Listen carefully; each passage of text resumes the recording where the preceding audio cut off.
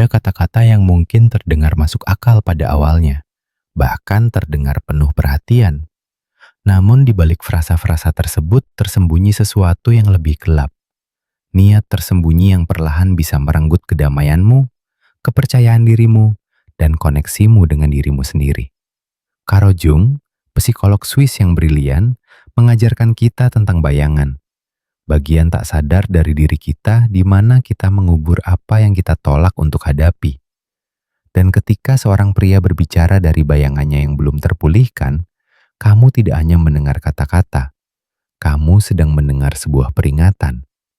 Dalam video ini, saya akan mengungkapkan 5 frasa yang ketika kamu mendengarnya, harus segera menyadarkanmu akan adanya bahaya. Karena ini bukan tentang saran hubungan di tingkat permukaan. Ini tentang mengenali kapan kegelapan tak sadar seseorang akan menjadi bebanmu. Seperti yang pernah dikatakan Marcus Aurelius, betapa banyak masalah yang dia hindari. Siapa yang tidak melihat apa yang dikatakan atau dilakukan tetangganya? Terkadang tindakan mencintai diri sendiri yang terbesar hanyalah pergi menjauh sebelum kerusakan dimulai. Setiap frasa ini membawa beban psikologis yang jauh lebih dalam daripada kata-kata itu sendiri. Mengabaikannya bisa menjebakmu dalam hubungan di mana kamu perlahan kehilangan dirimu sendiri sepotong demi sepotong saat mencoba menyembuhkan seseorang yang menolak untuk sembuh.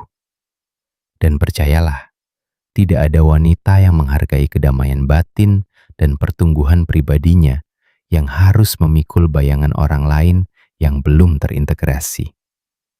Tetaplah bersamaku, karena aku tidak hanya akan menunjukkan cara mengenali tanda-tanda peringatan ini, tetapi juga bagaimana merespons dengan kekuatan dan kejelasan tanpa kehilangan jati dirimu. Mari kita mulai. Kamu harus menerimaku apa adanya. Pada pandangan pertama, ini mungkin terdengar seperti ekspresi diri yang otentik, mungkin bahkan kerentanan. Tetapi dengarkan baik-baik. Ketika seorang pria menggunakan frasa ini untuk memaafkan perilaku berbahaya, kamu sedang menyaksikan salah satu pola paling berbahaya dalam hubungan. Carl Jung menegaskan bahwa pertumbuhan sejati dimulai ketika kita berhenti membuat alasan dan mulai menghadapi bayangan kita. Tetapi ketika seseorang bersembunyi di balik kalimat, itulah aku apa adanya. Untuk menghindari perubahan, kamu tidak berhadapan dengan keaslian.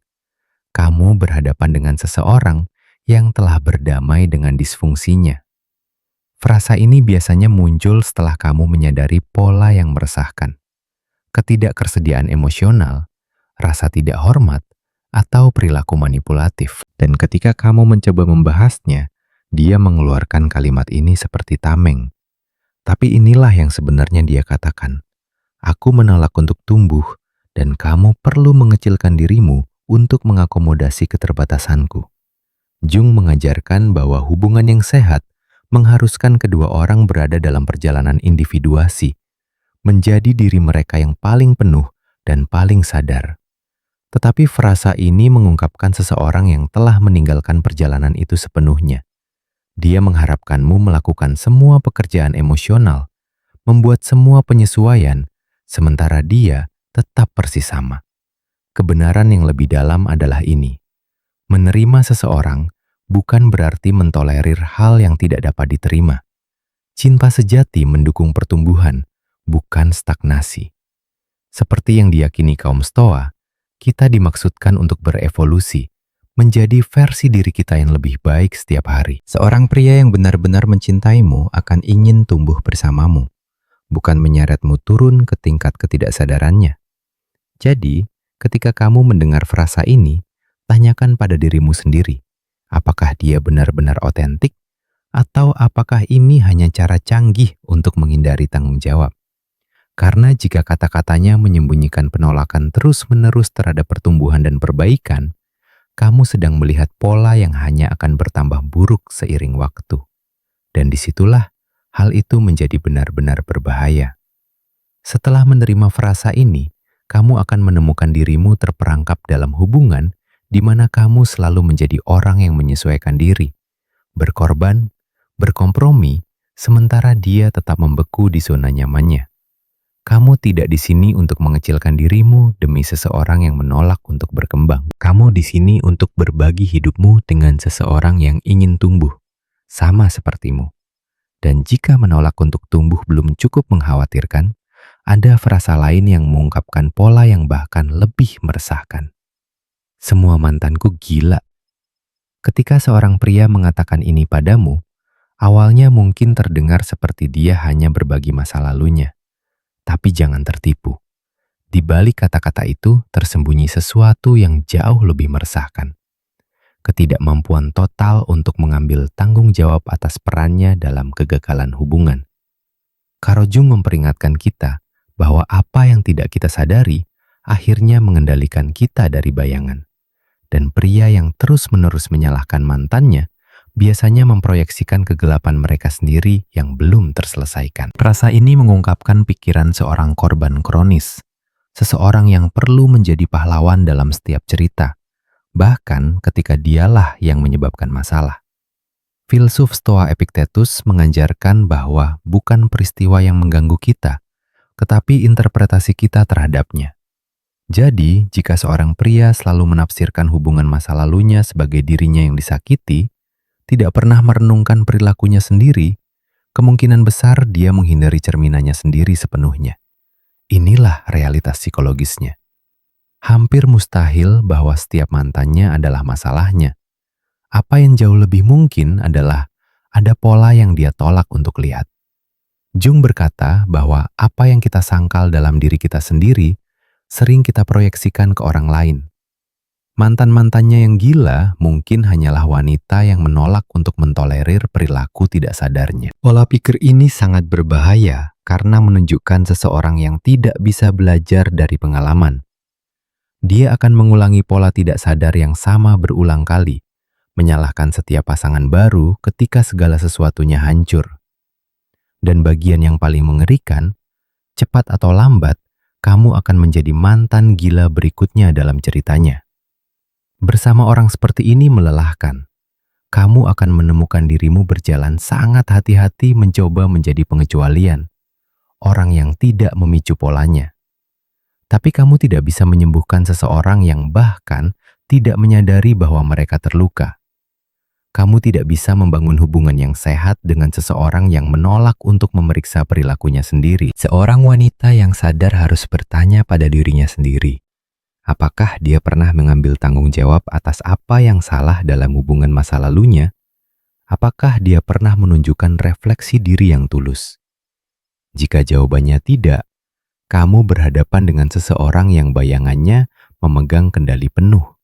Dan bayangan itu pada akhirnya akan mengalihkan kesalahannya kepadamu. Sekarang, jika penyalahan terus-menerus belum cukup merusak, ada frasa yang membawa manipulasi ke tingkat yang sama sekali berbeda. Satu yang menjadikan perasaan terdalammu sebagai senjata melawanmu. Jika kamu benar-benar mencintaiku, kamu akan melakukan apa yang aku minta. Ini adalah pemerasan emosional yang menyamar sebagai bahasa cinta. Pada awalnya, ini mungkin terdengar seperti permintaan yang tulus, mungkin bahkan kerentanan. Tapi lihat lebih dalam, dan kamu akan melihat, itu sebenarnya salah satu frasa paling manipulatif yang pernah ada. Kaum Stoa percaya bahwa cinta sejati tidak dapat dipaksakan atau diharuskan. Itu harus diberikan secara bebas. Tapi frasa ini dirancang untuk menghilangkan kebebasan memilihmu sepenuhnya. Carl Jung berbicara tentang bagaimana hubungan yang tidak sehat sering dimulai ketika satu orang mencoba mengendalikan orang lain melalui manipulasi emosional. Dan frasa ini adalah contoh yang sempurna. Ketika seorang pria mengatakan ini, dia menarik garis tak terlihat yang mengkondisikan cintamu. Dia pada dasarnya berkata, perasaanmu hanya valid jika kamu mematuhi tuntutanku. Ini bukan cinta. Ini adalah kontrol yang memakai topeng kasih sayang. Seseorang yang matang secara emosional membuat permintaan, bukan tuntutan yang disamarkan sebagai tes cinta. Mereka mengerti bahwa hubungan yang sehat dibangun di atas rasa saling menghormati, bukan paksaan emosional. Bagian yang paling berbahaya adalah bagaimana frasa ini berkembang seiring waktu. Pada awalnya, itu hanya hal-hal kecil. Jika kamu mencintaiku, kamu akan membalas pesanku lebih cepat. Kemudian itu meningkat. Jika kamu mencintaiku, kamu tidak akan menghabiskan waktu dengan teman-temanmu. Akhirnya, kamu membuat keputusan berdasarkan rasa takut mengecewakannya daripada apa yang terasa benar bagimu. Jung mengajarkan bahwa cinta sejati mendukung individuasi, perjalananmu untuk menjadi dirimu yang sepenuhnya. Tapi frasa ini melakukan yang sebaliknya. Itu perlahan mengikis otonomimu sampai kamu tidak lagi yakin apakah kamu bertindak karena cinta atau karena takut kehilangan persetujuannya. Tanggapan terhadap manipulasi ini sederhana namun kuat. Berdirilah teguh dalam kebenaranmu. Seseorang yang benar-benar mencintaiku tidak perlu membuatmu merasa bersalah agar patuh. Mereka mendengarkanmu, menghormati batasanmu, dan menghargai otonomimu bahkan ketika mereka tidak setuju dengan pilihanmu. Karena inilah yang sebenarnya dia katakan padamu. Cintamu harus menghilangkan kemampuanmu untuk berkata tidak. Itu bukan cinta, itu adalah kepemilikan. Dan seorang wanita yang tahu nilainya tidak akan pernah menukar kebebasannya demi kasih sayang bersyarat seseorang. Tetapi jika kamu berpikir pemerasan emosional itu merusak, ada frasa lain yang bahkan lebih menghancurkan. Satu yang menyerang inti dari siapa dirimu sebenarnya. Kamu tidak cukup untukku. Kata-kata ini bisa terasa seperti belati yang menusuk jiwa. Mereka dirancang untuk membuatmu mempertanyakan segala sesuatu tentang dirimu, harga dirimu, esensimu. Tapi inilah yang dipahami Carl Jung yang tidak dipahami kebanyakan orang. Ketika seseorang memberitahumu bahwa kamu tidak cukup, mereka sama sekali tidak berbicara tentangmu. Mereka memproyeksikan kekosongan batin mereka sendiri, luka mereka yang belum sembuh, kebutuhan putus asa mereka akan kendali. Jung menjelaskan bahwa kita sering mengkritik pada orang lain apa yang tidak bisa kita terima dalam diri kita sendiri.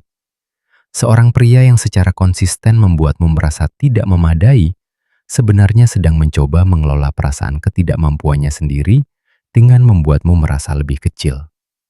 Ini adalah proyeksi psikologis pada tingkat yang paling merusak. Frasa ini sangat berbahaya karena menciptakan kecanduan akan persetujuannya. Tiba-tiba, kamu menemukan dirimu berusaha menjadi cukup, bekerja lebih keras, memberi lebih banyak, mengubah dirimu agar sesuai dengan standarnya yang selalu berubah. Tapi inilah kebenaran yang kejam. Tiang gawang akan selalu bergerak. Hari ini, kamu tidak cukup karena satu alasan. Besok, itu akan menjadi sesuatu yang sama sekali berbeda. Kaum Stoa mengajarkan bahwa harga diri kita tidak ditentukan oleh pendapat orang lain, tetapi oleh karakter dan tindakan kita. Marcus Aurelius berkata, "Jangan biarkan jiwa orang lain menguasai jiwamu." Namun, itulah tepatnya yang dirancang frasa ini untuk dilakukan. Menjadikan penilaiannya sebagai ukuran nilaimu. Seseorang yang benar-benar melihat nilaimu tidak perlu mengecilkannya agar merasa kuat. Mereka merayakan kekuatanmu, mendukung pertumbuhanmu, dan membuatmu merasa dihargai karena siapa dirimu, bukan siapa yang mereka pikir kamu harus menjadi. Ketika kamu mendengar kata-kata ini, pahamilah bahwa kamu tidak sedang berhadapan dengan umpan balik yang konstruktif.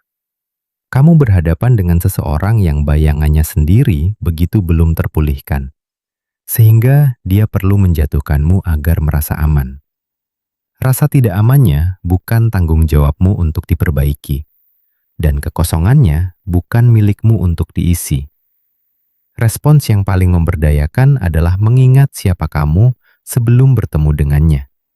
Ingat kekuatanmu, pencapaianmu, harga dirimu yang melekat yang ada terlepas dari validasi siapapun. Karena kebenarannya adalah kamu selalu cukup. Kamu hanya terlibat dengan seseorang yang terlalu tidak sadar untuk mengakuinya. Dan berbicara tentang perilaku tidak sadar, ada satu frasa terakhir yang mungkin paling berbahaya dari semuanya.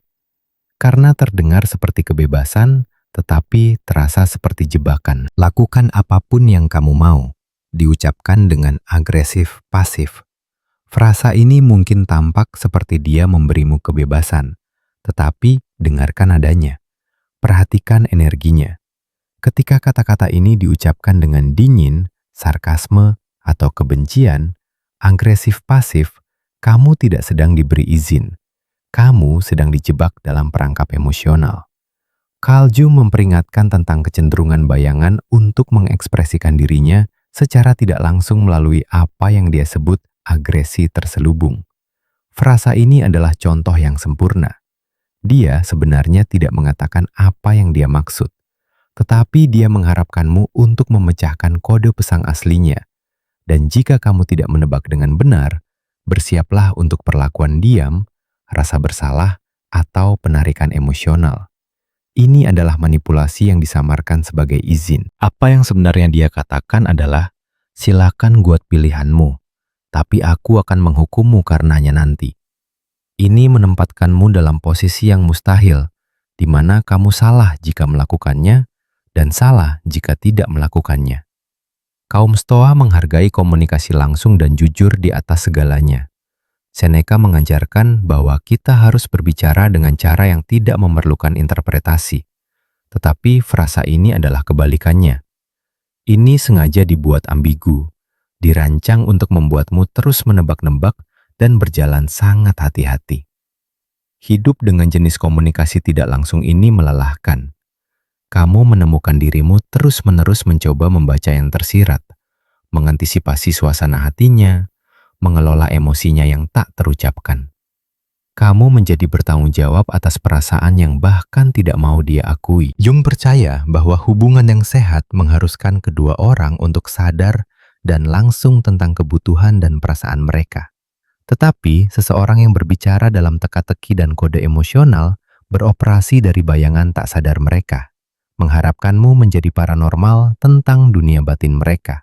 Respons yang paling kuat adalah menanggapi kata-katanya secara harfiah. Jika dia berkata, lakukan apapun yang kamu mau, maka lakukan tepat seperti itu. Jangan mencoba memecahkan kode makna tersembunyi atau mengelola kebenciannya yang tak terucapkan. Ini memutus siklus manipulatif dan memaksanya untuk berkomunikasi secara langsung, atau duduk sendirian dengan kebisuan agresif pasifnya. Karena seorang pria yang benar-benar ingin bersamamu tidak berbicara dalam kode atau menciptakan kebingungan emosional. Dia muncul dengan kejelasan, kejujuran, dan keberanian untuk mengatakan apa yang sebenarnya dia maksud. Saat kita mencapai akhir eksplorasi ini, ingatlah ini. Kedamaian batinmu dibangun ketika pikiran, kata-kata, dan tindakanmu selaras dengan nilai-nilai terdalammu.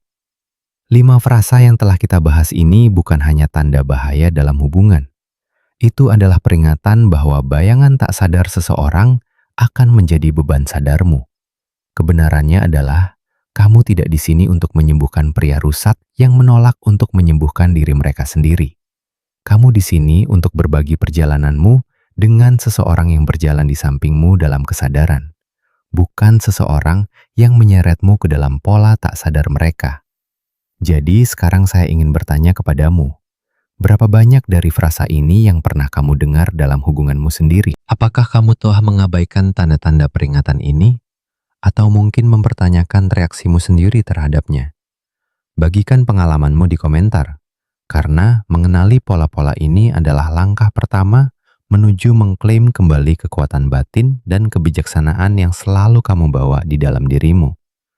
Jika video ini membantumu memahami psikologi yang lebih dalam di balik tanda-tanda bahaya ini, dan mengingatkanmu bahwa intuisimu lebih kuat daripada yang kamu sadari, maka sukai video ini dan berlangganan untuk wawasan lebih lanjut dalam melindungi kesejahteraan emosionalmu melalui kebijaksanaan Jung dan filosofinya. Dan ingat, melindungi kedamaianmu bukanlah egois. Itu adalah perawatan diri pada tingkat tertinggi. Karena seorang wanita yang mengetahui nilainya akan selalu memilih pertumbuhan daripada stagnasi, kejelasan daripada kebingungan, dan cinta otentik daripada manipulasi emosional. Tetaplah setia pada dirimu sendiri. bahkan ketika segala sesuatu dalam dirimu ingin tetap tinggal dan memperbaiki apa yang tidak bisa diperbaiki.